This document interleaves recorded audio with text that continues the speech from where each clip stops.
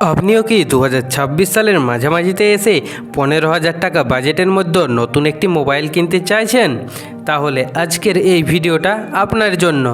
আজকের এই ভিডিওটিতে বর্তমান মার্কেট অ্যানালাইজ করে 15,000 টাকা দামের মধ্যে সেরা ক্যামেরা ফোন, পারফরম্যান্স ফোন এবং লং টার্ম ব্যবহারের জন্য কোন ফোনটি ভালো হবে এই বাজেটের মধ্যে এ নিয়ে বিস্তারিত আলোচনা করব। মূলত আজকের এই ভিডিওটিতে আমরা 15,000 টাকা বাজেটের মধ্যে তিনটি সেরা ফোনের ফিচার্স সম্পর্কে আলোচনা করব।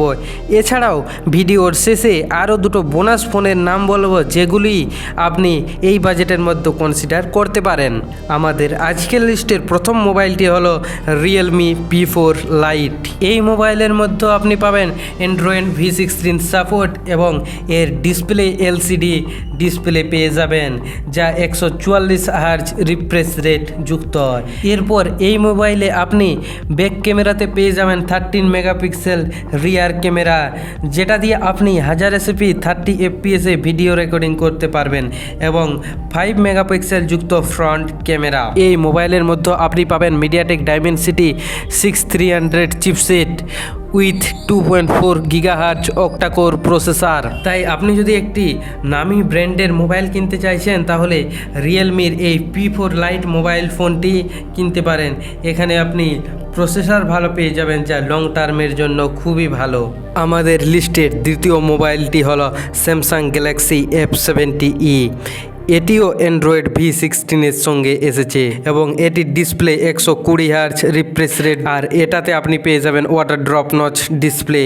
এবং এই মোবাইলের ক্যামেরার কোথাও উঠলে এক মোবাইলের মধ্যে পাবেন 50 megapixel plus 2 megapixel dual rear camera, যার মধ্য দিয়ে আপনি 4K 30 fps ভিডিও রেকর্ডিং করতে পারবেন। এছাড়াও এর ফ্রন্টে পাবেন 8 মেগাপিক্সেল ক্যামেরা। এই মোবাইলে আপনি পেয়ে যাবেন মিডিয়াটেক ডাইমেনসিটি 6300 চিপসেট এবং 2.4 গিগাহার্জ অক্টাকোর প্রসেসর। এই মোবাইলের মধ্যে আপনি পেয়ে যাবেন inbuilt 6000 mAh battery with 25 watt fast চার্জারের সাথে। আপনি যদি 15,000 টাকার বাজেটের মধ্যে একটা ভালো ক্যামেরা ফোন খুঁজছেন তাহলে এই ফোনটি আপনি অবশ্যই নিতে পারেন, কারণ এতে আপনি 4K রেজুলেশনে ভিডিও শ্যুট করতে পারবেন। আমাদের লিস্টের নাম্বার 1 মোবাইলটি হলো মোটোরোলা কোম্পানির মোটো G37 পাওয়ার 5G। এটিতেও আপনি অ্যান্ড্রয়েড V16 সাপোর্ট পেয়ে যাবেন।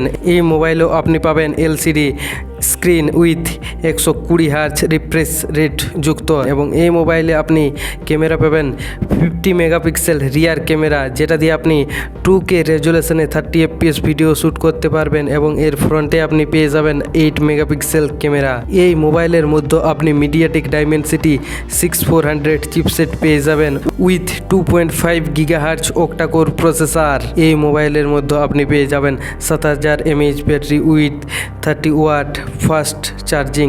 এছাড়াও এই মোবাইলে আপনি 6 ওয়াট রিভার্স চার্জিংয়ের সুবিধা পেয়ে যাবেন। আপনি যদি একটি ভালো ব্যাটারি ফোন এবং ফাস্ট চার্জিং যুক্ত ফোন নিতে চান তাহলে এই ফোনটি অবশ্যই নিতে পারেন। এছাড়াও এই ফোনের ক্যামেরাও মডারেট রয়েছে, এটা দিয়েও আপনি 2K রেজুলেশনে ভিডিওগ্রাফি করতে পারবেন।